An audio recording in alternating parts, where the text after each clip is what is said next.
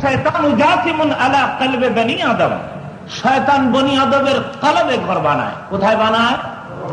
আর জোরে বলেন শুনি। শয়তানের ঘর কলবে। খোদার সম্পর্ক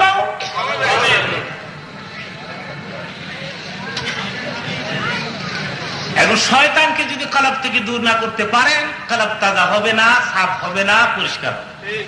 কলব যদি পরিষ্কার না হয় বেহেশতে যাও। লোকেরা কলা গাছ লাগায় দেখবেন, কলাতে থুর নামলে বাদুর বসে। বাদুর বসলে কলা নষ্ট হয়ে যায়। বাদুরকে সরাইতে হবে, তবে তো কলা তাজা হবে, মোটা হবে। বাজারে মিলে 8 টাকা আদি বিক্রি করতে পারবেন, পয়সায় আপনার পকেট ভরে যাবে। বাদুর যদি না সরাইতে পারেন, কলা যদি নষ্ট হয়ে যায়, বাজারে নিলে মানুষ পয়সা দিয়ে কিনবে।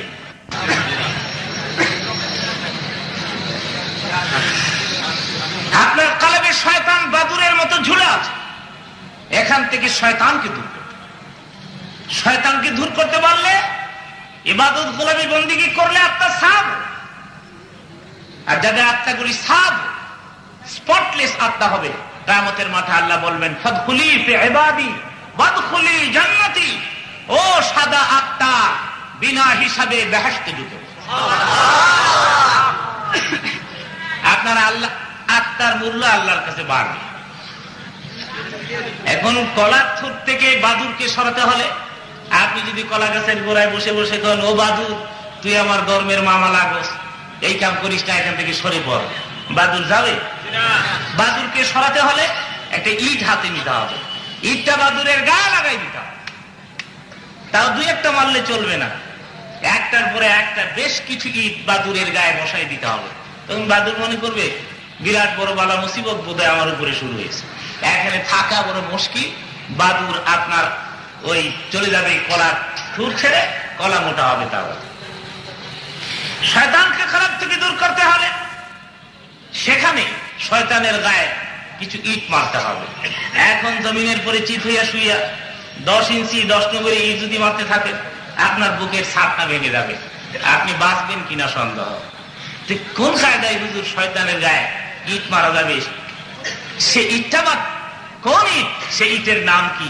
সে ইটের নাম হয়েছে ইল্লাল্লাহ, লা ইলাহা ইল্লাল্লাহ, লা ইলাহা ইল্লাল্লাহ, লা ইলাহা ইল্লাল্লাহ। ইল্লাল্লাহ ধাক্কা যত জোরে মারতে পারবেন, শয়তান তত তাড়াতাড়ি আপনার আত্মা ছেড়ে বিদায়।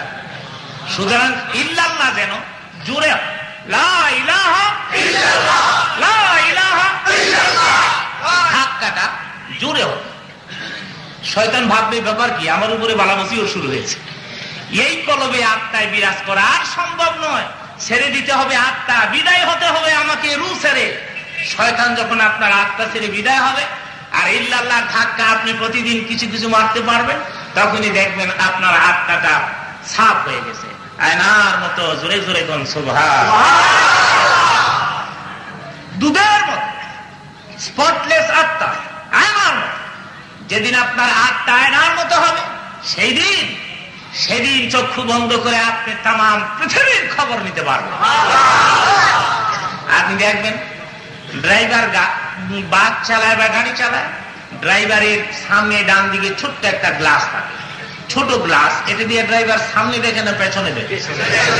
ফিট করা হয়েছে কোথায়? দেখে কোথায়? সাধারণ মানুষ রিচার্জ করে ছোট্ট একটা গ্লাস সামনে ফিট করে যদি পেছনের খবর নিতে পারে, তাহলে জিকির করতে করতে, ইবাদত করতে করতে, বন্দেগী করতে করতে আপনি আপনার আত্মাটাকে আয়নার মতো পরিষ্কার করতে পারলে, চক্ষু বন্ধ করলে তামাম পৃথিবীর খবর কেন নিতে পারবেন? 1000 বার নিতে পারবেন, 2 কোটি বার নিতে পারবেন। তার বাস্তব প্রমাণ চান? তাহলে আসুন দেখি। হযরত জিবরিল আলাইহিস সালাম আবু বকর সিদ্দিকের সামনে দাঁড়িয়ে ডেকে বলতেছে, আবু বকর সিদ্দিক, আপনি কি বলতে পারেন এই সময় হযরত জিবরিল ফেরেশতা কোথায় আছে? আবু বকর সিদ্দিক বললেন, আমাকে কিছু সময় দিলে আমি পারি। ঠিক আছে, আপনাকে সময় দেওয়া হলো। উনি চক্ষু বন্ধ করলেন, একটু মুরাকাবার সমুদ্রে ডুব মারলেন। চক্ষু বন্ধ করে দিয়ে কিছুক্ষণ পরে চক্ষু খুলে বলতেছেন, সারা পৃথিবীটা ঘুরে আসলাম, জিবরিলকে কোথাও পাই, আমার মন বলতেছে তুমি জিজ্ঞেস। ফাগাবা জিবরাইল, সঙ্গে সঙ্গে জিবরাইল গায়েব। এটা সিদ্দিক আকবরের জন্য রিজার্ভ করে না আল্লাহ। এই অবস্থাটা, এই অবস্থা আপনার কাছেও আসতে পারে। আপনি যদি জিকির করতে করতে, বন্দেগী করতে করতে, ইবাদত করতে করতে আত্মাকে পরিষ্কার করতে পারেন, আয়নার মতো দুধের মতো যদি সাফ করতে পারেন, তাহলে আপনিও চক্ষু বন্ধ করলে তামাম পৃথিবীর খবর নিতে পারেন। বলতেছিলাম খোদার সম্পর্ক আত্মার সাথে, শয়তানের দুশ্মনীয়, আর কিয়ামতের ময়দানও আত্মাগুলাই আল্লাহর দরবারে কাতার ধরে দাঁড়াবে। জোরে জোরে বলেন সুবহানাল্লাহ। ইয়াউমা ইয়াকুমুর রূহু ওয়াল মালাইকাতু সাফফান লা ইয়াতাকাল্লামুন। ইয়াউমা ইয়াকুমুর রূহ বলা হয়েছে, ওয়াল মালাইকা বলা হয়েছে। ফেরেশতাদের সাথে সাথে কাতার ধরে কিয়ামতের ময়দানে রূহ গুলাই আল্লাহর আদালতে হাজিরি দিবে হিসাব দেওয়ার জন্য। জোরে কোন সুবহানাল্লাহ। রূহকে আল্লাহ প্রশ্ন, বডি এটা তো মাটির তৈরি, মাটির সঙ্গে মিশে যাবে। রূহ মাটির তৈরি, এটাও মাটির সাথে মিশে যাবে, তাই না? রূহ কিসের তৈরি? আর জোরে কর। বডি কিসের তৈরি? মাটির তৈরি। বডি মাটির সাথে মিশে যাবে। রূহ আল্লাহ নূরের তৈরি। মৃত্যুর পরে এটা আল্লাহর বৈঠকে হাজির দেওয়ার জন্য মাবুদের বৈঠকে রওনা হবে। বডি মার পেটে তৈরি হয়েছে। রূহ কোথায় তৈরি হয়েছে? সদরঘাট, জাপান, ইংল্যান্ডে, জার্মানি। রূহ তৈরি হয়েছে আল্লাহর দরবারে। রূহে আরোহাত থেকে আসছে। এ বডি মায়ের পেটে মাটি। মৃত্যুবরণ করলে মানুষকে কবরের নিচে পুঁতে রাখা হয়। তার কারণ কি? তার কারণ হলো এটা যদি খোলা ময়দানে রেখে দেন, এটা চেহারা, মরা মানুষের চেহারার বিকৃতি সুরত ধারণ করবে, মানুষ দেখলে ভয় পাবে, দুর্গন্ধ ছুটবে, মানুষ কষ্ট পাবে। সেই জন্য মানুষ মরে গেলে তাড়াতাড়ি মাটির নিচে পুঁতে রাখতে হয়। মানুষ মরা লাশের দুর্গন্ধ এটা অত্যন্ত বিশ্রী, সেজন্য মানুষকে মাটির নিচে কবর দিতে হয়। এটা মাটির তৈরি, মাটির সাথে মিশে যাবে। এটার সঙ্গে খোদার কোনো সম্পর্ক নাই। এটার মূল্য ততদিনই আছে যতদিন এটার ভিতরে রূহ আছে। যেদিন রূহ এটা থেকে বিদায় হবে, এ বডির মূল্য আছে কি? জোরে কর। কথা প্রসঙ্গে মনে হয়ে গেল আমার ছোট্ট একটি ওয়াকিয়া। গালিবান হযরতে দাউদ আলাইহিস সালামের 18 সন্তান ছিল। সর্বকনিষ্ঠ ছেলের নাম ছিল হযরতে সুলাইমান আলাইহিস সালাম। তা 18 ছেলে একদিন বৈঠকে বসলো। আচ্ছা বলুন তো, আমরা মৃত্যুবরণ করলে, আব্বা মৃত্যুবরণ করলে প্রেসিডেন্ট কে হবে, বাদশা কে হবে? সমস্ত ভাইয়েরা একত্রিত হয়ে মোকদ্দমা বাবার দরবারে সেট করে গেলেন। বাবা হে, আপনি মৃত্যুবরণ করলে বাদশা কে হবে আমরা জানতে চাই। বাপ দাউদ আলাইহিস সালাম বলে দিলেন, তোমরা কালকে আসলে আমি বলে দিব কি বাদশা হবে। এরই মাঝখানে রাতারাতি পয়গম্বর দাউদ আলাইহিস সালাম আল্লাহকে চিৎকার করে ডাকলেন, প্রভু বিপদে পড়েছি, আমি জানি আমার কনিষ্ঠ ছেলে সুলাইমান পয়গম্বর হবে। এখন সুবহানাল্লাহ। আর আমি যদি বলে দেই আমার মৃত্যুর পরে সুলাইমানই হবে বাদশা আর পয়গম্বর, তাহলে এ নিয়ে ভাইদের মাঝে কথা কাটাকাটি হতে পারে, মারামারি হতে পারে, পিটাপিটি হতে পারে। কোন কায়দায় বললে ভালো হবে? আল্লাহ, আমি তোমার পরামর্শ অবলম্বন করছি। আল্লাহ বলে দিলেন, আমার মশওয়ারা যখন চাইছো ভালোই হয়েছে। তুমি কালকে সকালে তোমার ছেলেদেরকে 2টা প্রশ্ন করবে। প্রশ্নের জবাব যে ছেলে দিতে পারবে বলে দিবে তোমার মৃত্যুর পরে সে বাদশা হবে, শুধু বাদশা নয় পয়গম্বর হবে। দাউদ আলাইহিস সালাম সুস্থির নিঃশ্বাস ছেড়ে দিলেন, ভালোই হয়েছে। কি প্রশ্ন করতে হবে আল্লাহ বলে দেন? প্রথম প্রশ্ন করবে সবচেয়ে দূর কোন জায়গাটা। দ্বিতীয় প্রশ্ন করবে একবারে মূল্য নাই পৃথিবীতে কোন জিনিসের। প্রভাত হয়ে গেল, ছেলেরা আসতো আনন্দে আত্মহারা হয়ে। বাপ বলে দিলেন 2টা প্রশ্ন করব, প্রশ্নের জবাব যে দিতে পারবে সেই হবে বাদশা, শুধু বাদশা নয় পয়গম্বর হবে। ছেলেরা ভাবছে ভালোই হয়েছে, বুদ্ধি বিবেচনা খাটাইয়া এবার বাদশা হয়ে যাবে। প্রশ্ন কি করুন? তাড়াতাড়ি প্রশ্ন। প্রথম প্রশ্ন হলো সবচেয়ে দূর কোন জায়গাটা। বড় ছেলে বলে, বাবা আমি বলবো। বাপ কয়, তুমি যখন বড় আগে শুরু করো। বাবা, সবচেয়ে দূর মুলকে চীন, জাপান, ইংল্যান্ড। কেউ বলে সবচেয়ে দূর সূর্য, কেউ বলে সবচেয়ে দূর তারকা, কেউ বলে সবচেয়ে দূর চাঁদ, কেউ বলে সবচেয়ে দূর আকাশটা বেকা হইয়া যেখানে পড়ে আছে সেটাই দূর। বলিতে বলিতে ঘুরিয়া ঘুরিয়া পয়গম্বর দাউদ সুলেমানের কাছে এসে ডেকে বলে, সুলেমান রে, তুই বল সবচেয়ে দূর পৃথিবীতে কোন জায়গা?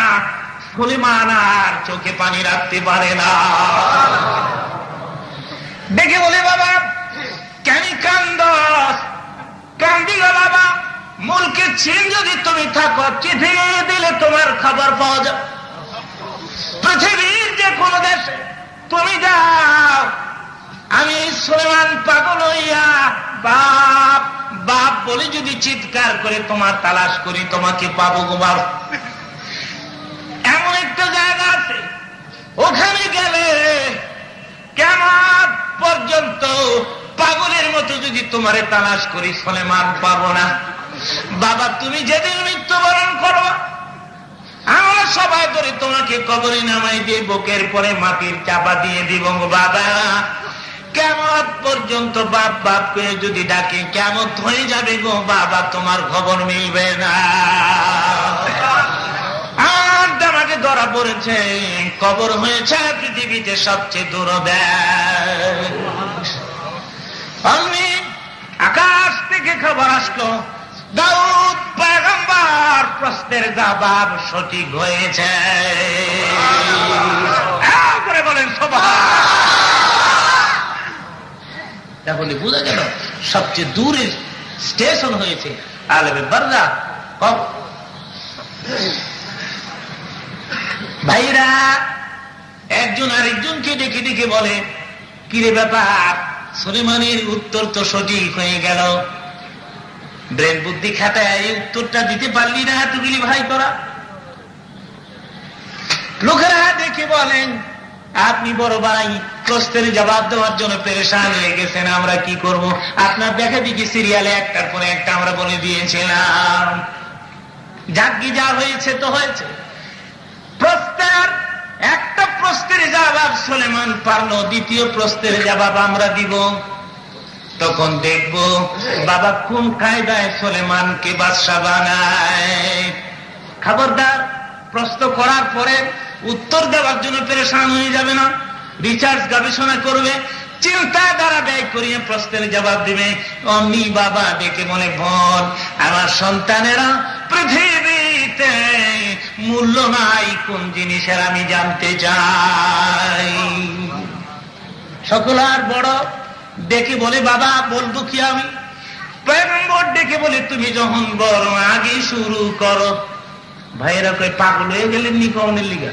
চিন্তা টিন্তা করে কর, বেউস না চিন্তা করে পাইয়া ভালাইছি। কি পাইছেন কম দিহি? বাবা বাতাসের মূল্য নাই,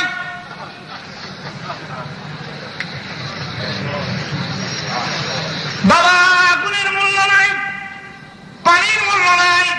সমুদ্রের পাশে দাঁড়াইয়া 1000 গুণ পানি আনলে সমুদ্র কোনদিন বাধা দেয় না। পানির মূল্য নাই। তারপরে জমিনের পাশে শাক সবজি হয়, এগুলি খুশি মনে ব্যাগ ভর্তি করে আনা যায়, কেউ নিষেধ করে না। আমি বলবো এটার মূল্য নাই।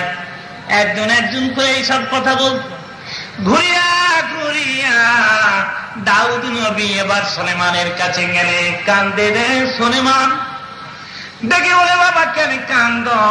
সুলেমান উত্তর দেয়, আমি কান্দি না বাবা গো, পানির যদি মূল্য ধরা হয় পয়সা দিয়ে ব্যবহার করতে হবে, পানি ছাড়া মানুষ বাঁচে না। আগুনের যদি মূল্য ধরা হয়, আগুন খরিদ করে ব্যবহার করতে হবে, আগুন ছাড়া কেউ বাঁচে। শাক সবজির যদি মূল্য ধরা হয়, পয়সা দিয়ে খরিদ করে ব্যবহার করতে হবে, তাছাড়া মানুষ বাঁচে না। বাবা আমার দেমাগে ধরা পড়েছে একটা জিনিসের কোন মূল্য নাই। যেদিন তুমি মরিয়া যাইবা, তোমার মৃত্যু দেহ কাঁদে লইয়া আমি সুলেমান পাগলের মতো তাম পৃথিবী যদি ঘুরি, আর চিৎকার করে ডেকে ডেকে বলে, ও পৃথিবীর মানুষেরা, আমার বাবার মৃত্যু দেহ 1 পয়সা দিয়ে কেউ কিনবে কিনা? খোদার কসম, পৃথিবীর কোন মানুষ বাবা গো তোমার মৃত্যু দেহ পয়সা দিয়ে কিনবে না। অমনি আকাশ থেকে খবর আসলো, দাউদ রে, প্রশ্নের জবাব সঠিক হয়েছে। তোমার মৃত্যুর পরে বাদশাহ হবে সুলেমান নয়, শুধু সুলেমান পয়গম্বর হবে। সুবহানাল্লাহ।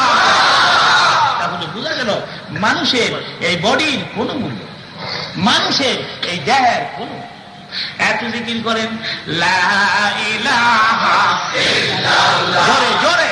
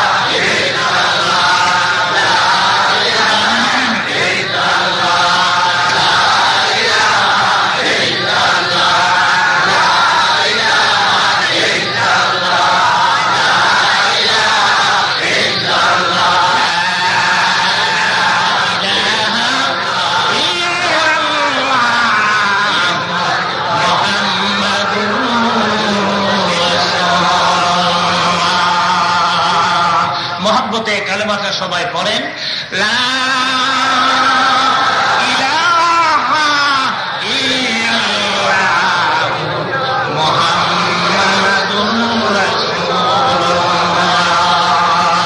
জোরে বলেন সাল্লাল্লাহু।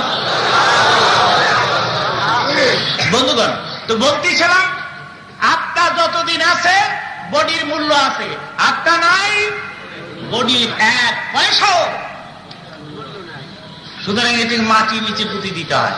আত্মাকে প্রশ্ন করা হবে মান রব্বুকা, আত্মাকে প্রশ্ন করা হবে ওমা দীনুকা, আত্মাকে প্রশ্ন করা হবে ওমান নবিয়ুকা, তোমার ধর্ম কি, তোমার আল্লাহকে, তোমার নবীকে। এই প্রশ্ন আত্মাকে করা হবে। জোরে কোন কাকে করা হবে? লোকেরা প্রশ্ন করে মানুষ মরে গেলে কবর হয়, ফেরেশতা এসে কবরে জিন্দা করে, এরপরে প্রশ্ন করে। তো অনেকে আগুনের মাঝখানে পড়ে জ্বলে পুড়ে সাইকেল হয়ে যায়, লাশের কোনো খবরই থাকে না। কত মানুষ স্টিমার ডুবে মারা যায়, ওই পানি রতল তলদেশে ডুবে মরে যাচ্ছে মানুষ, জানাজা হয় না, কবর হয় না। এই লোকটার কবরও হলো না, ফেরেশতাও আসবে না, হিসাবও। অমিয়া আসলে কবরের সঙ্গে আপনার সুয়াল জবাবের কোনো সম্পর্ক নাই। আমি বলেছি কিছুক্ষণ আগে, মানুষকে কবর দেওয়া হয় কারণ শুধু মানুষের বডি, এটার দুর্গন্ধ চারদিকে ছড়িয়ে পড়বে, রোগ বিস্তার লাভ করতে পারে, সেই জন্য মানুষকে মাটির নিচে কবর দেওয়া হয়। মানুষ আত্মা যখন বডির থেকে বিদায় হয়, মানুষ যখন মৃত্যুবরণ করে, আত্মাটা আরেকটা জগতে চলে যায়। সে জগতের নাম কি? আলেমে বারজাখ। যখন কি নাম? এটা আরেকটা জগতে চলে যায়। আত্মা যখন যায়, এই বডির মতো আরেকটা সুরত আত্মার সঙ্গে নিয়ে যায়। কথা বুঝে আসছে? বলা হয়েছে মানুষ যখন ঘুমিয়ে যায় আধাটা মরিয়া যায়। ঘুমকে মৃত্যুর অর্ধাংশ বলা হয়েছে। মানুষ মরে গেলে আধাটা মরে যায়। মানুষ মাঝে মধ্যে ঘুমালে দেখবেন স্বপ্ন দেখে, স্বপ্নে গুলিস্তান চলে যায়, রংপুর চলে যায়, যশোর চলে যায়, অনেক সময় সৌদি আরবও চলে যায়। যায় না? ঘুমিয়ে রয়েছে সারইলা, স্বপ্নে চলে গেছে ওই আপনার ওই সদরঘাট। ঘুমিয়ে রয়েছে বিবির পাশে, স্বপ্নে চলে গেছে সদরঘাট। তাহলে বডি কটা হলো? দুটা, একটা আত্মার সঙ্গে সদরঘাট চলে গেছে, আর একটা বেগমের পাশে। মৃত্যুবরণ করলেও বডি দুটা হয়ে যাবে, একটা বডি জমিনে পড়ে থাকবে, লোকেরা এটাকে কবর দিয়ে দিবে, আর আত্মার সঙ্গে আরেকটা বডি চলে যাবে। ওই বডিকে ফেরেশতারা প্রশ্ন করবে, বলো মানে রব্বুকা, তোমার রবকে? জোরে কোন সুবহানাল্লাহ।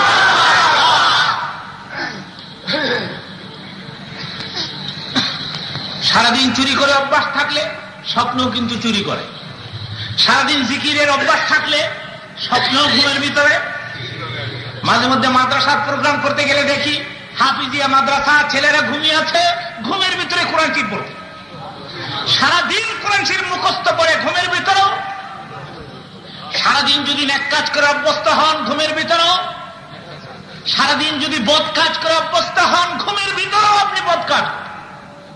ঘুমিয়ে আছে বেগমের পাশে, চুরি করে অভ্যাস, স্বপ্নে সদরঘাট গিয়ে চুরি করছে, এক বেটা টুকিটা আঙুলে দৌড় মারছে, দৌড় নিলাম, 3-4 জন দৌড়া সদরঘাট ফুমানি কিলে, কিল খায় সদরঘাট, ঘুমাই দিছি কই? আচ্ছা বলুন, সদরঘাট যে কিলাইতে এর দৌড়া সেই কিলে মিলে কষ্ট পায়নি, আঘাত পায়নি? তাইলে তুমি মৃত্যুবরণ করলে তোমার আত্মার সঙ্গে যে বডি যাবে, সেই বডিকে ফেরেশতারা শাস্তি দিলে তুমি কষ্ট পাবে কিনা বলো? যেহেতু পুরাপুরি মৃত্যুবরণ করে নাই, অর্ধেক মরছে। ঘুমকে আধা মৃত্যু বলা হয়, যেহেতু আধাটা মরছে, পুরাপুরি মরে নাই, সেই জন্য বেগমের পাশে যে বডি, এটার সঙ্গে একটা সম্পর্ক বিরাজমান করছে, সেই জন্য শ্বাস নিঃশ্বাস টানতেছে। পুরা মরে নাই তো, পুরা মরলে শ্বাস নিঃশ্বাস ক্যান্সেল হবে। আধাটা মরছে তো, কিছুটা শ্বাস নিঃশ্বাস সদরঘাট খায়, এখন কোহাইতেছে, বেগম কয় কি হয়েছে, মহিলা যায় নাকি? হঠাৎ করে ঘুমের তীরাকে বাসাই সদগর সদরঘাট খালি কি খাইতাম ছিলাম আমচুরি করি হবে না। যেদিন তুমি পুরাটা মহিলা যাইবা সেদিন আর বেগমের পাশে কোহাকি হইব? বেগম ডাক দিলে আর উঠতে পারবা? তাড়াতাড়ি তোমাকে মাটি নিচে কাপড় দিবে, আর একটা বডি আত্মাকে নিয়ে আর একটা বডি আলমে বরজখে চলে যাবে। আলমে বরজখে গেলে ফেরেশতারা আরবি আর বলবে, বলো তো তোমার রবকে? আরবি দিয়া প্রশ্ন করা হবে, যখন কি দিয়া? আর আপনি যদি বলেন বুঝি না আরবি, আমি জাতে বাঙালি, সুতরাং বাংলায় প্রশ্ন করো, ভাই সব এত দ্বারা জানানো যাইতেছে যে বাংলায় প্রশ্ন করা হোক। দুনিয়াতে কুদাকুদি করে মাইক পাঠাইলাও, কবরে কুদাকুদি, আলমে বারজাখে কুদাকুদি চলবে? বুঝি না আমি আরবি, হয়তো ইংরাজিটা করো, বাংলায় আমরা জানি ইন্টারন্যাশনাল ল্যাঙ্গুয়েজ হয়েছে ইংরাজি, আন্তর্জাতিক ভাষা হয়েছে ইংরাজি, সুতরাং ইংরাজি দিয়ে প্রশ্ন করো, আরবি বুঝি না, বাংলা বলো। দমক দিতে পারবেন? চাপা বেহা করে লেগে লাগছে। কবরের ভাষা আরবি, আল্লাহর ভাষা আরবি, বেহেশতের ভাষা আরবি, সেই জন্য আরবি শিখতে হবে। কি শিখতে হবে যেরকম? আল্লাহ কয় তোরা আরবি শিখতি না, শিখাই তার মন। সৌদি আরবরে ধনী রাষ্ট্র বানায়, আজ থেকে 20 বছর আগে সৌদি আরব ধনী রাষ্ট্র ছিল না গরিব? আগের দিনের হাজিরা হজ করতে গেলে সৌদির লোকেরা কইতো ফিসাবিলিল্লাহ ফিসাবিলিল্লাহ, এ হাজ ফিসাবিলিল্লাহ, এ হাজ। আজ থেকে 20 বছর আগে লোকেরা মুসলিম কান্ট্রি থেকে হজ করতে গেলে সৌদির লোকেরা জেদ্দা এয়ারপোর্টে, জেদ্দা ওই স্টিমারের ঘাটে দাঁড়িয়ে কাতার ধরে বলতো ফিসাবিলিল্লাহ ফিসাবিলিল্লাহ। আল্লাহ বলেন তারা আরবি শিখবি না? আরবি ভাষাকে দুর্বল ভাষা ভাবছিস? আরবি ভাষাকে ভাষী ভাষা সাব্যস্ত করে তোর ছেলে মেয়েকে আরবি ভাষা শিক্ষা দিলি না, দিবি, আমি জোর করে আরবি ভাষা শিক্ষা দেওয়াবো, সৌদিকে ধনী রাষ্ট্র বানাবো, এরপরে তোদের গরিব বানাই দিব। তারা সৌদিতে চাকরি করার লেগে আগ করে থাকবি, পাগল হয়ে যাবি চাকরি করার লেগে, সেখানে গিয়ে আরবিতে কথা বলতে হবে। সুতরাং তুই ছোট ছোট বই কিনা আরবি ভাষা শিখবি, শিখবি না জোর করে শিখাও। কবরের ভাষা কি হবে যেরকম? আপনাকে প্রশ্ন করা হবে, মানে রব্বুকা, রবকে। আপনি বলবেন বুঝি না। প্রশ্ন করা হবে ওয়া মা দীনুকা, আপনি বলবেন বুঝি। প্রশ্ন করা হবে ওয়ামান নবিয়ুকা, তোমার নবীকে বুঝি। যখন বুঝি না বলবেন তখন আপনার কবর থেকে জাহান্নামে একটা পথ করে দেওয়া হবে। কবরের দুই পাশের মাটিকে বলা হবে চাপ। গোশতের সাথে হাড়, হাড়ের সাথে গোশতকে মিলেছে।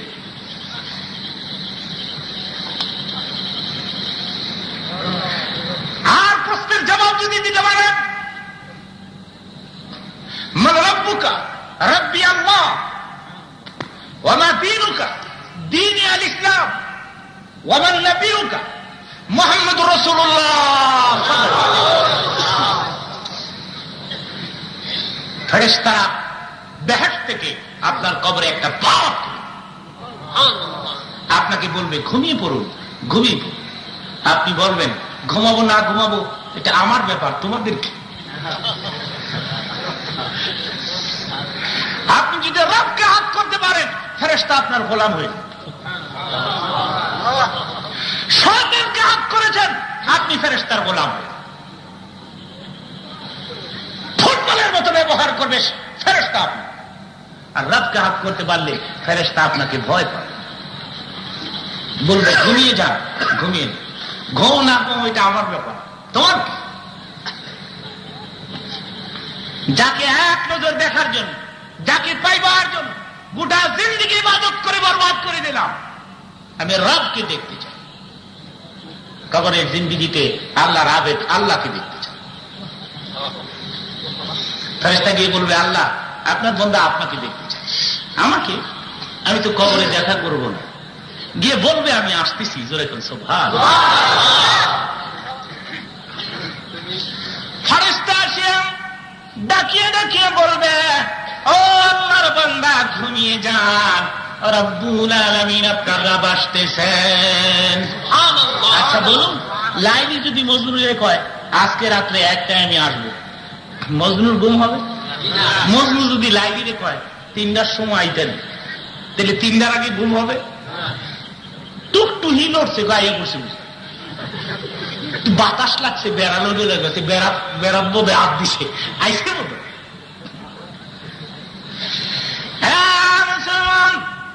আল্লাহর বান্দা ঘুমাবে না, একটু শব্দ হলে দেখে বলবে আমার আল্লাহ আসছেনি। কবরের ফেরেশতা এত সময় লাগে আমার আল্লাহর আসতে?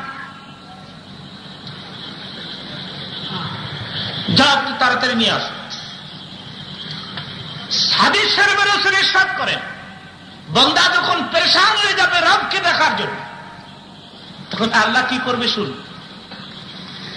ফেরেশতা পাঠাই দিলে ফেরেশতা বলবে আল্লাহ পেরেশান হয়ে গেছি তোমাকে দেখার জন্য, যাও গিয়ে বলো আমি এসে গেছি প্রায়। ঠিক এমন সময়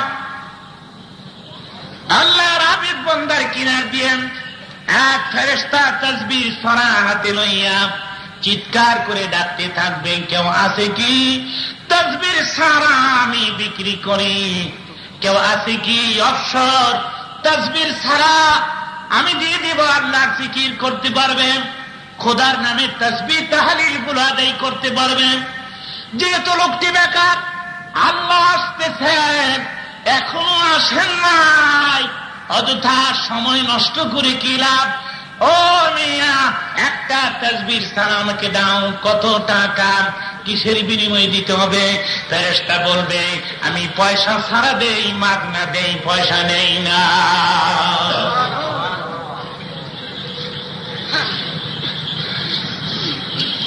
তাসবিহ ছাড়া যখনই ফেরেশতা আল্লাহর বান্দার হাতে দিবেন, আল্লাহর বান্দা হাত বাড়ায় তাসবিহ সরাটা হাতে নিবেন, আল্লাহর হাবিব বলেন হঠাৎ করে তাসবিহ সরা পুরাটা সিরিয়া ডানাগুলো নিচে পড়ে যাবে।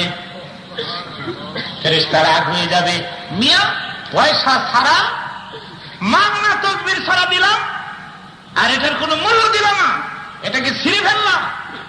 আল্লাহর ওলিদের খাসলত মানুষ রাগ হইয়া তাকে গালি দিবে, কিন্তু পাল্টা উনি মানুষকে গালি দিবে না। এটা ওলির খাসলত, জোরে কোন সুবহানাল্লাহ।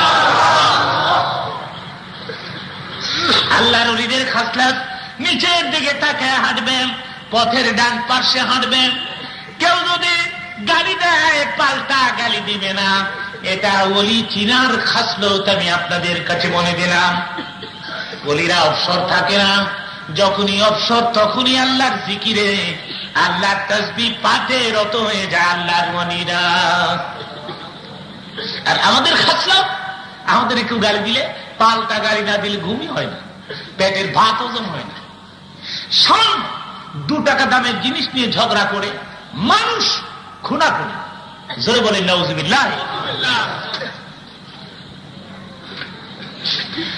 আল্লাহর ওলি নরম হয়ে যাবেন, দেখি দেখি বলবেন অন্যায় হয়ে গেছে ভাই, অপরাধ হয়ে গেছে, তসবির ছড়াটা আমি ছিঁড়ে ফেলেছি, আমাকে মাফ করে দিবেন। আপনি একটু অপেক্ষা করেন, আমি তসবির দানাগুলো গেতে গেতে আমি ছড়াটা ঠিক করে আপনাকে দিয়ে দিব। হাতে ধরে পায়ে পড়ি, আমার আল্লাহ আসতেছে, খোদা যেন এই খবরটা না শোনে। ভাইরা 1 2 3 4 5 করেন, 100 দ্বারা যখন গীতা গাটা শেষ করবে, 100 দানা যখন কমপ্লিট হয়ে যাবে, অমনি ফেরেশতারা চিৎকার করে ডেকে ডেকে বলতে থাকবে, কিয়ামত হয়ে যাবে, ইসরাফিল সিংহায় ফু মেরেছে। লোকটি ডেকে বলবে, কি বলতে চাও? এই মাত্র মৃত্যুবরণ করলাম, একটা তাসবিহ সারা গাঁথতে পারলাম না, এত তাড়াতাড়ি কিয়ামত হয়ে গেল। ফেরেশতা বলবে, ও আল্লাহর আবেদ, তুমি সবে মাত্র ইন্তেকাল করো নাই, তুমি যে মৃত্যুবরণ করছো কয়েক কোটি বৎসর অতিবাহিত হয়ে গেছে। আল্লাহর আবেদ বন্দার কবরের জিন্দেগি এত তাড়াতাড়ি অতিবাহিত হবে, জোরে কোন সুবহানাল্লাহ। আর যারা জালিম হবে, যারা পাপী হবে, তাদের কবরের জিন্দেগি খতম হবে না। একজনের স্বাস্থ্য ভালো, আত্মাকে দেখবার, কালাম দেখবার, জিকির করে কালামকে সাফ করতে পারছো কিনা। আমি মাবুদের স্মরণ করে আত্মাটাকে দুধের মতো পরিষ্কার করতে পারছো কিনা, আয়নার মতো সাফ করতে পারছো কিনা, আমি এটা দেখবো। চেহারা দেখবো না, স্বাস্থ্য দেখবো না, কোটিপতি না ফকির না গরিব তা দেখবো না, মৌলবী না মুর্শিদ তা দেখবো না, মুঠা না তাজা তা দেখবো না। বন্দারে আমি দেখবো তোমার আত্মাটা সাফ হয়েছে কিনা।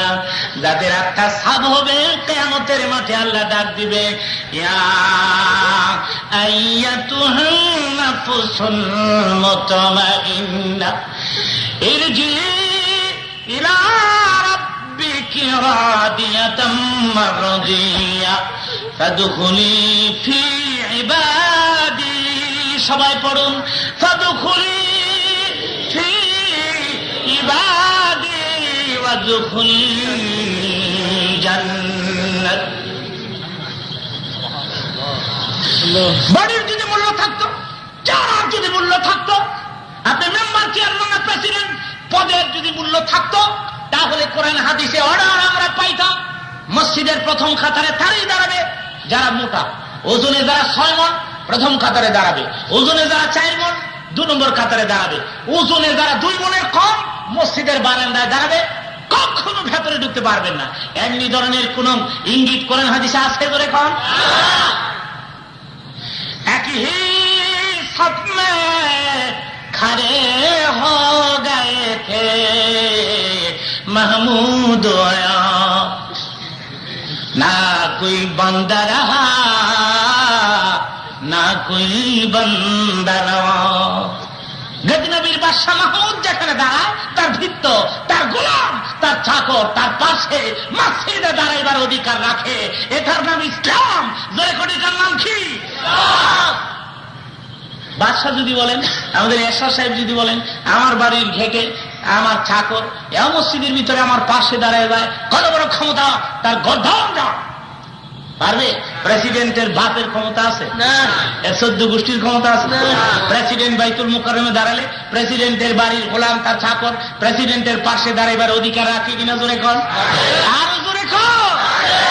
আল্লাহ বলেন আমার দরবারে আসলে আমি সুরত দেখবো না, পথ দেখবো না, চেহারা দেখবো না, কোটিপতি দেখবো না, লাখপতি দেখবো না, আমি দেখবো তোর ইখলাস, আমি দেখবো তোর আন্তরিকতা, আমি দেখবো তোর আত্মা, আমি দেখবো তোর রূহ, আমি দেখবো তোর কালাম ঠিক আছে কিনা, আমি এটা দেখবো। আমি কারো সুরত দেখে বিচার করবো না, তার বাস্তব প্রমাণ চান তার তাকান না মক্কার দিকে, মদিনাতুল মুনাওয়ারার দিকে তাকান না। হাবশী দেশের সেই কালো বেড়াল বিশ্রী চেহারাদারি এমন কালো মানুষ আল্লাহর জমিনে আর। হাফসির কিছু লোকেরা হরম শরীফে খোদার ঘর পাহারা দেয়, খোদার ঘরে তারা কাজ করে। মসজিদে নববীতে অনেক সময় তারা পাহারাদার থাকে, বিশেষ করে মক্কাতুল মুকাররমাতে, হারম শরীফে, বাইতুল্লাহতে এরা আল্লাহর ঘরের পাহারাদার থাকে। তল ফিগার তারা, একটু মোটা, একদম কালো, এমন কালো মানুষ, আর চেহারাও খুব বিশ্রী ভাব, বিকট মনে হয়, দেখলে ভয় লাগে। হাফসি সেই কালো চেহারাদারি মানুষ হযরতে বেলাল, দেখুন না তার আত্মাটা আল্লাহর কাছে কেমন কায়দায় কবুল হয়েছে। জোরে কোন সুবহানাল্লাহ। দেখুন না হযরতে বেলালকে আল্লাহ কত ভালোবাসেন। বেলাল যেদিন কালেমা পড়ে মুসলমান হয়ে যায়, বেলালের মালিক এত অত্যাচার করলো বেলালের উপরে, বেলাল তো ভুলে না, শুধু বলতেছে আহাদ আহাদ আহাদ, লা ইলাহা ইল্লাল্লাহ, লা ইলাহা ইল্লাল্লাহ, লা ইলাহা ইল্লাল্লাহ।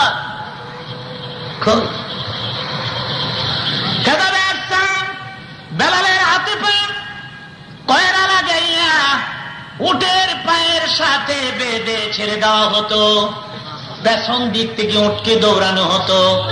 বেলাল ফুটবলের মতো গৈর খাইয়া জমিনের উপর দিয়ে যাইতেন, সমস্ত শরীরের চামড়া উঠে যেত, লাল হয়ে যেত, রক্তের জমিনের দাগ বসে যেত, কানের মুখের পাশে কান লাগালে শোনা যেত বেলাল বলতেছে লা ইলাহা ইল্লাল্লাহ। দেখুন তারা কালেমার সঙ্গে প্রেম করেছে, কালেমার মূল্য তাদের কাছে ছিল, আমাদের কাছে কালেমার মূল্য নাই, আমাদের কাছে পৃথিবীর মূল্য আছে কালেমার।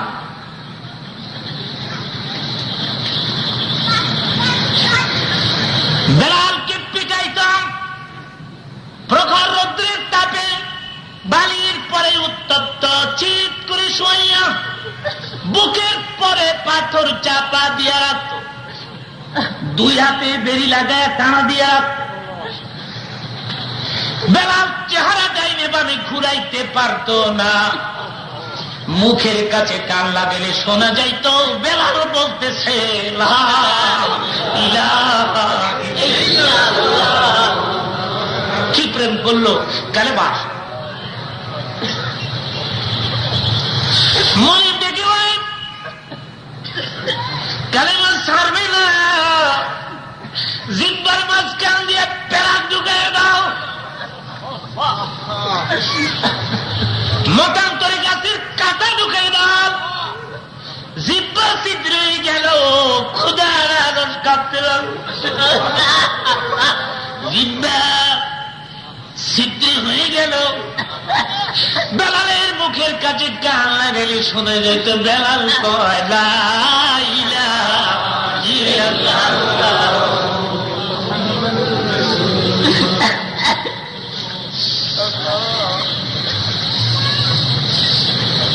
শুধু বেলাল নয়, নবীর সাহাবীরা এমনি ভাবে কালেমার জন্য জীবন উৎসর্গ করলো। আজকে কোথায় কালেমা, কোথায় তুমি? পৃথিবী তোমার পাগল করে দিল, পৃথিবীর বিল্ডিং তোমাকে পাগল করো, পৃথিবীর ঘর তোমাকে পাগল করলো। আজ তুমি কম দরে কালেমা পেয়ে গেছো, কম দরে কোরআন শরীফ পেয়ে গেছো। আজকে কোরআনের কালেমা তোমার কাছে নাই, কালেমার কোন দর তোমার কাছে নাই। দেখো মক্কার দিকে তাকাইয়া কালেমাকে প্রতিষ্ঠা করার জন্য সাহাবীরা কষ্ট করেছে, আমার নবীও তো কষ্ট করেছে, বহুদের ময়দানে ধাপ দেখেছে, তাইফের জমিনে রক্ত দিয়ে না খাইয়া পেটে পাথর হয়ে রাতের অন্ধকারে মায়ের দেশ পিতার দেশ থেকে সোনার নদীরা হিজরত করেছে শুধু কালেমার জন্য। লা ইলাহা ইল্লাল্লাহ মুহাম্মাদুর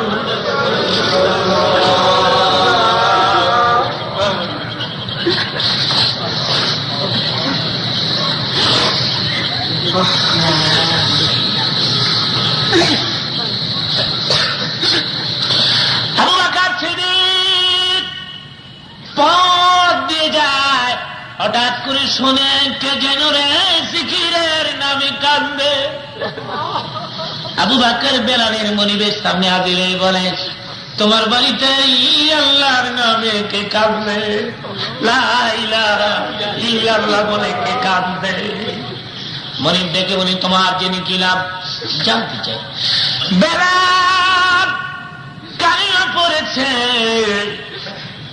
চিৎ করি শুয়াইয়া পাথর চাপা দিয়ে রাত্রি 24 ঘন্টা পিঠাইছে, জিব্বা দিয়ে প্যারা ঢুকাইছি, তথাপি বেলাল কালিমা ছাড়ে না, কাঁদতে দে ওই বেলাল আমার বাড়িতে। আবু বকর বলে, তোমার গোলাম কাহা, বিক্রি করে দাও, আমি কিনে নিয়ে যাই। আবু বকর কত টাকা দাম দেবেন? 1 লক্ষ টাকা দাম আছে, দেবে? একটু তিরস্কার করতে লাগে, একটু ঠাট্টা করতে। আবু বকর বলে, দিব। দিবে? 2 লাখ টাকা দাম দিবে? দাও। মানে ডেকে বলে, আবু বকর হাবশি দেশের কালো বেলাল, এত মূল্য হতে পারে না, আমি যত দাম বাড়াই তা দিয়ে তুমি নিতে চাও, কারণ কি রে আবু বকর? আবু বকর আর তোকে পারি না। আবু করে দাদা পৃথিবী মালিক যদি রে আমি হইতাম, আর ও বেলালের মালিক গোটা দুনিয়ার বিনিময়ে যদি বেলালকে কিনতে হইতো, পৃথিবীটা ধরে দিয়ে দিতাম, পথের বিকারি হয়ে যাইতাম, বেলাল আমি তোর বাড়িতে রাখতাম। সাহাবীদের কাছে বেলালের মূল্য কত দেখেন, অবশ্য হাফসি কালো রঙের একটি ব্যক্তি।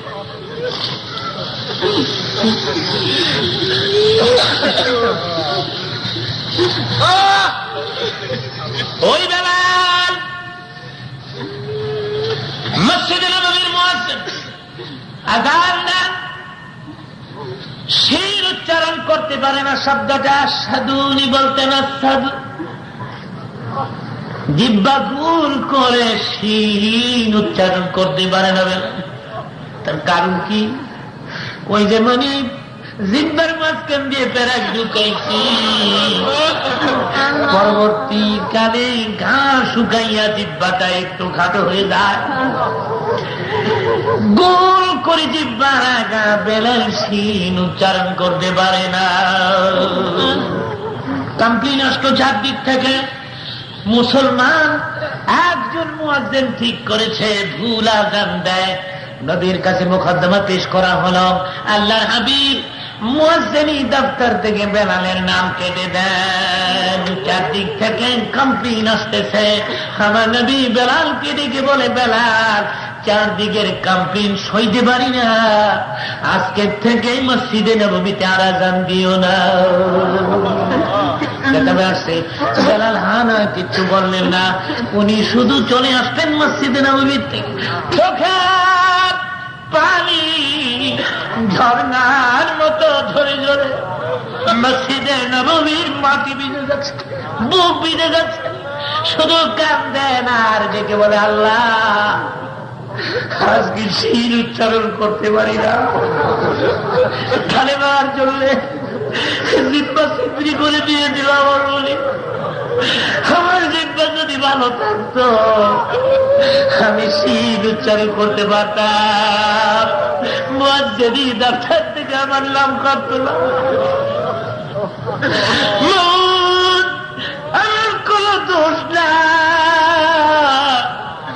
আমি কালেমার জন্য কষ্ট করেছি, জিব্বাটা নষ্ট করেছি। খোদা গো, আর বুঝি মসজিদে নববীতে আমার কণ্ঠ বাজবে না, আর বুঝি রে মসজিদে নববীতে বেলালের আযান হবে না, আর বুঝি আমি মুয়াজ্জিন রইলাম না। এই সব কথা বলে বলে কাঁদতে কাঁদতে বেলাল চলে গেলেন। আরেকজনকে মুয়াজ্জিন বানানো হলো, বড় কারি সাহেব সহি শুদ্ধ করে আযান দেয়। 3 দিন পরে আল্লাহ দেখি বলি, জিবরাইল মদিনায় আমার বন্ধুর কাছে যা, আমার বন্ধুকে গিয়ে আমার সালাম বলে দে, আর বলে দে কি হয়েছে মদিনার মুসলমানদের আজকে 3 দিন পর্যন্ত মদিনার মসজিদে কেন আযান হয় না। আশ্চর্য হয়ে গেলেন, ডেকে ডেকে বলে, ও জিবরাইল কে বলিস আযান হয় না? আযান হয়, একামত হয়, আমি রাসূল নিজে ইমামতি করতেছি। জিবরাইল কি বলো, আমি বুঝি না, পরিষ্কার করে বুঝাই দাও, আমি খুশি হব। জিবরাইল ডেকে, হাবশী দেশের ওই কানা বেলাল কোথায় গো? খোদার কসম, বেলাল যতদিন পর্যন্ত আপনার মসজিদের মিনারায় না দাঁড়াবে, খোদার কসম খোদার দরবারে আযানের আওয়াজ যাবে না। আমার নবী বেলালকে ডাকালেন, বেলাল নবীর দরবারে হাজির হয়ে যায়। ডেকে বলি, হুজুর কেন আমাকে ডাকাইলেন? আমার নবী কান্দে, আর 2টা হাত বিছাই দিছে আমার বুকে। তুই আল্লাহর আযান করলি, তুই আযান না দিলে প্রভুর দরবারে আযান দেয় না। উঠে বেলাল মিনারায় আযান দে, আমি রাসূল মসজিদ দপ্তর থেকে তোর নাম কাটছিলাম, কিন্তু আল্লাহ কাটে না। সুবহানাল্লাহ।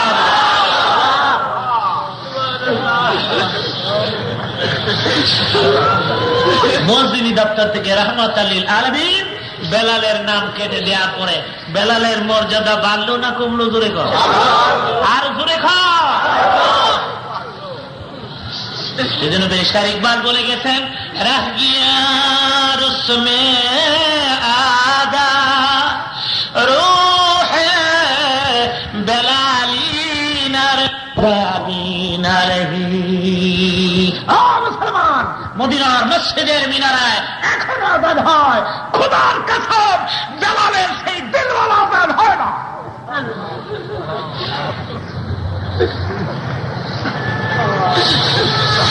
আসুন মদিনার দিকে একটু তাকাই। আমার নবী যেদিন ইন্তেকাল করলেন, আমার নবী যখন কাফন দাফন হয়ে গেল, মদিনার মাটির নিচে রাহমাতাল লিল আলামিন ঘুমিয়ে গেলেন। মদিনাটা খালি হয়ে গেল, মদিনাটা শূন্য হয়ে গেল, মদিনার চারদিক থেকে কান্নার রুল শুরু হয়ে গেল।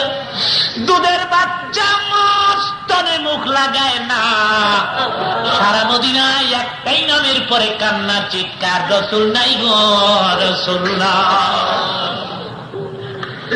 ওমর পেরেশান হয়ে গেছে, হযরত উসমান গনি পাগল হয়ে গেছে, আলী চিৎকার করে কাঁদতেছেন, ফাতেমা বাবা বলিয়া, হাসান কান্দে নানা কইয়া, হুসাইন না।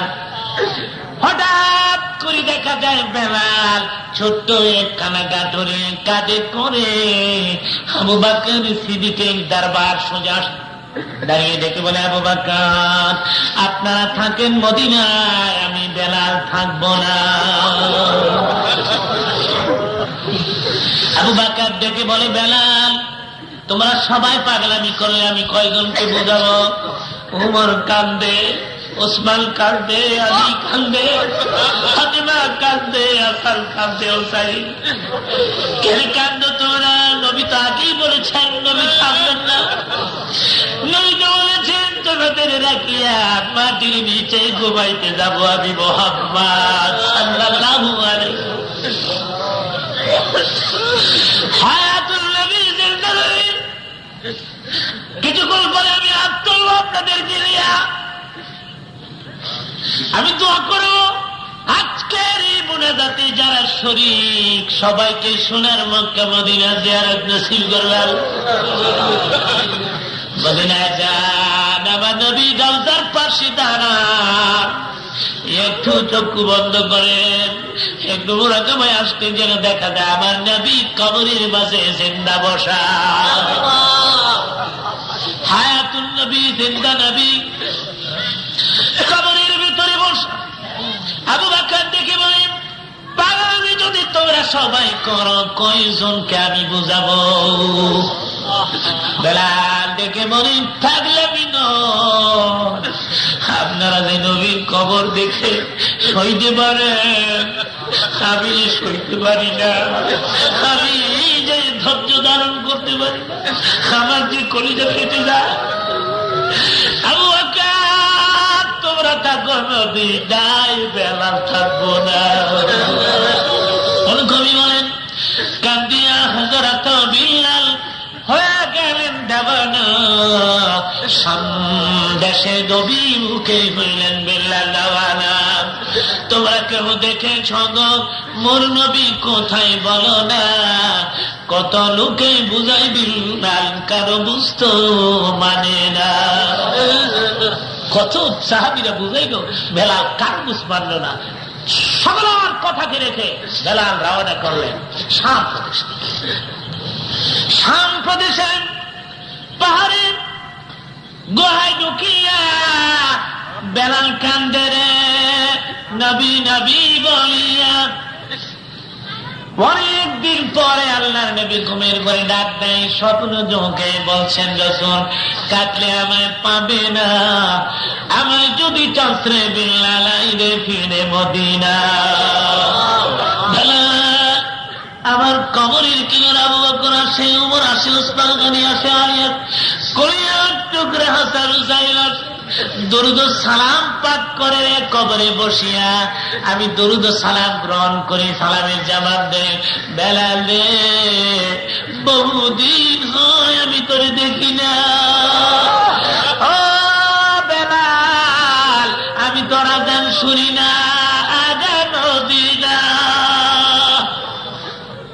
বেলাল গুহার ভেতর থেকে বের হয়ে মদিনার পথ ধরে নিশির রজনীতে আমার নবীর রওজার পাশে দাঁড়াই আযান দিলেন, আশহাদু আল্লা ইলাহা ইল্লাল্লাহ, আশহাদু আন্না মুহাম্মাদার রাসূলুল্লাহ।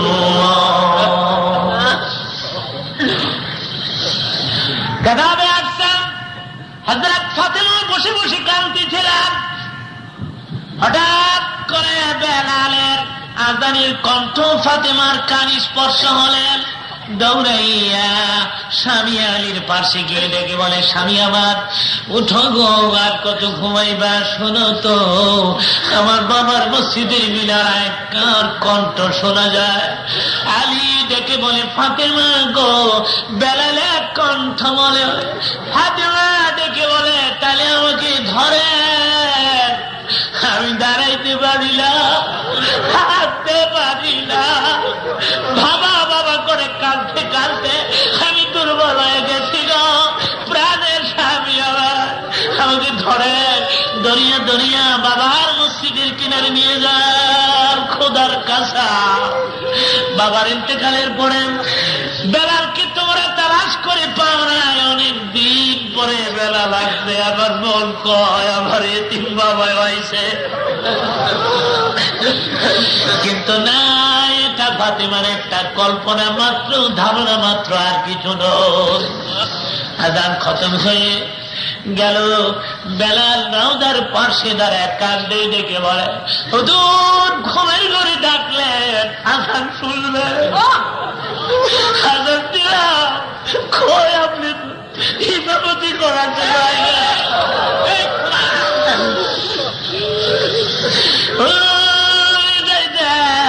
কবর দেখলে আমি সইতে পারি। রাত খুলে দেখুন আবার বেলাল বিদায় হয়ে যায়। এবার দমস্কের জমিনে নবীর বিচ্ছেদ সইতে পারে না বেলাল, কিছুদিন পরে ইন্তেকাল হইয়া যায়। লিল্লাহি ওয়া ইন্না ইলাইহি রাজিউন। হাফির সেই কালো বেলা বিশ্রী চেহারাদারি, কিন্তু তার আযাব আল্লাহর দরবারে, তার আত্মাটা, তার রূহটা রবকে কত খুশি করেছে। যখন সুবহানাল্লাহ, রাসূলকে খুশি করেছে। আর সুতরাং আপনি মোটা না তাবা এটা দেখবেন, কালো না সুন্দর এটা দেখবেন না। আল্লাহ বলেন আমি দেখবো তোর রূহ, তোর আত্মাকে সাফ। আর আত্মাকে সাফ করতে হলে জিকির করতে হবে। আলা বিযিকরিল্লাহ তাতমাইন্নুল কুলুব। লা ইলাহা ইল্লাল্লাহ ধাক্কা জয়, লা ইলাহা ইল্লাল্লাহ, লা ইলাহা ইল্লাল্লাহ। আউযু বিল্লাহি মিনাশ শাইতানির রাজীম। বিসমিল্লাহির রহমানির রহিম। আস্তাগফিরুল্লাহ রাব্বি মিন কুল্লি যামবিন ওয়া আতুবু ইলাইহি। লা হাওলা ওয়া লা কুওয়াতা ইল্লা বিল্লাহি আলিয়্যিল আযীম। লা ইলাহা ইল্লাল্লাহ মুহাম্মাদুর রাসূলুল্লাহ। আল্লাহুম্মা আমিন।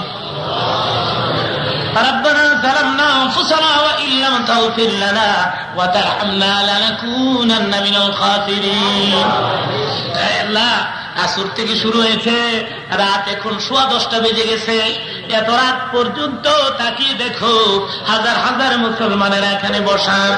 আল্লাহ মাবুদ গো, কিছু আলোচনা করেছি, ভুল তো হবেই, মানুষ হয়ে যখন জন্ম নিয়েছি।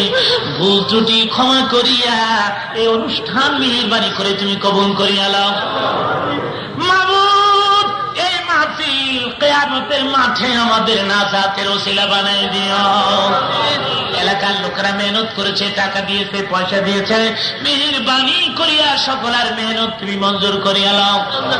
ও খুদা, ও খুদা, কিয়ামতের মাঠে আমাদের গলায় আগুনের বেড়ি লাগাইও না, জাহান্নামে আমাদের ছেড়ে দিও না। মাবুদ, কেমনে থাকবো ওই জাহান্নামে? দেখানে আয় আল্লাহ, আগুনের তৈরি জাহান্নামে কেমনে থাকবো? এই মুনাজাতের খাতিরে, এই জালসার খাতিরে তুমি যদি মেহেরবানি করিয়া তোমার বানানো জান্নাতের কোনায় একটু দাঁড়াইবার স্থান করে দাও, বলো গো, বানানো তোমার জান্নাতের দান পড়বে কিনা? মাবুদ, এই মাহফিলটা কিয়ামত পর্যন্ত প্রতি বছর এখানে তুমি মঞ্জুর করিয়া লাও। যুবক ছেলেরা মেহনত করেছে, তাদের মেহনত কবুল করিয়া লাও। জাকিরিন, আশিকিন ভাইরা মেহনত করেছে, সকলের মেহনত তুমি কবুল করিয়া লাও। মাবুদ, আমাদের মা বাপ, দাদা দাদি, নানা নানি যারা আজ এই পৃথিবীতে নাই, মা বলে ডাকবার মতো কেউ নাই, বাপ বলে ডাকবার মতো কেউ নাই। তোমার নবী বলেছেন, নিজের সন্তান যখন বাপ মার জন্য কাঁদবেন, চোখের পানি বের হয়ে নাকের আগা আসার আগে আগে বাপ মার কবর আযাব মাফ হয়ে যায়। আল্লাহ, ও মাবুদ, জানি না এখানে কার মা আছে, কার মা নাই, কার বাপ আছে, কার বাপ নাই, আমি জানি না। খোদা গো, এই মুহূর্তে বাপ মার জীবনের কবর আযাব তুমি মাফ দিয়ে দাও।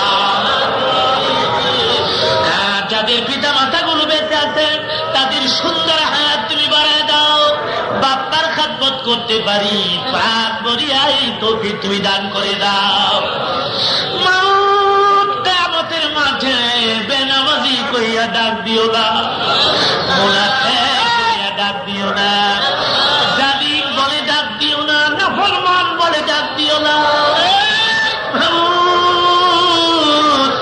ওয়াদা দিলাম, জীবনে আর কোনদিন নামাজ ছেড়ে দিব না, মিথ্যা বলবো না, চুরি করবো না, ঘুষ খাইবো না, অন্যায় করবো না। খোদা গো, এতদিন পাপ করেছি, এগুলি তুমি মাফ করে দিয়ে সামনের জিন্দগিটা তোমার আর তোমার বন্ধুর গোলাম বানাইয়া নাও। মাবুদ, এই তো তুমি ফিরাইবা না আমি জানি।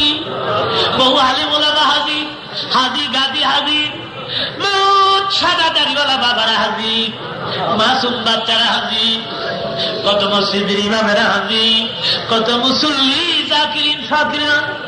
ও মেহেরবানি করিয়া আমাদের দরখাস্ত তুমি ফেরাইও না। ও খোদা, জানি না, না জানি, না জানি কালকে এই সময় কবরের বাকি হয়ে যায়, না জানি আজকে রাতে সমন জানি, না জানি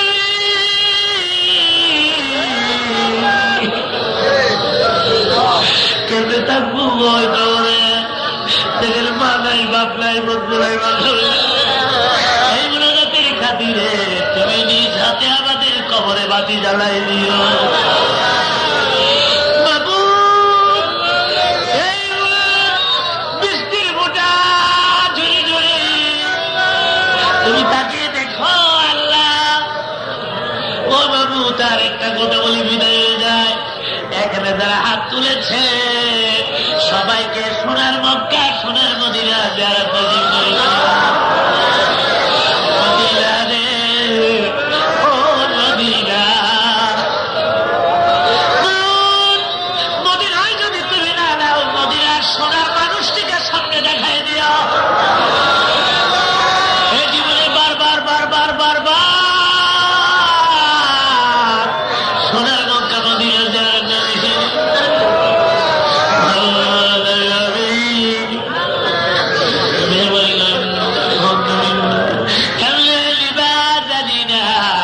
তোমার বন্ধু রোজার কিনে নাজির করে দিও আল্লাহ। তামাম দুনিয়া মুসলিম দেশে শান্তি দিয়ে দাও। আমাদের দেশের সার্বভৌমত্ব কিয়ামত পর্যন্ত টিকায় রাখো। আমাদের দেশে তুমি শান্তি দিয়ে দাও। এবছর যারা বাইতুল্লাহ জিয়ারতের নিয়ত করে মক্কা মদিনায় পৌঁছে গেছে যারা যাইতেছে সবাইকে সহি সালামতে সোনার মক্কা মদিনা পৌঁছে দিও। যতদিন পৃথিবীতে রাখবা ইজ্জত দিয়া রাখো দিল্লতি করে জমির দিকে উঠাইও না। হায়াত বাড়াই দিও বেশি বেশি গোলামি করবো জবান আরো মিষ্টি করে দিও দিনে দাওয়াত দিব। হায় আল্লাহ যেদিন মৃত্যুবরণ করব যেদিন পৃথিবী ছাড়িয়া কবরের বাসিন্দা হইয়া আলমে বারজাখের যাত্রী হইব ওই দিন তুমি মেহেরবানি করিয়া আমাদের মুখে জারি রেখে দিও লা ইলাহা ইল্লাল্লাহু মুহাম্মাদুর রাসূলুল্লাহ।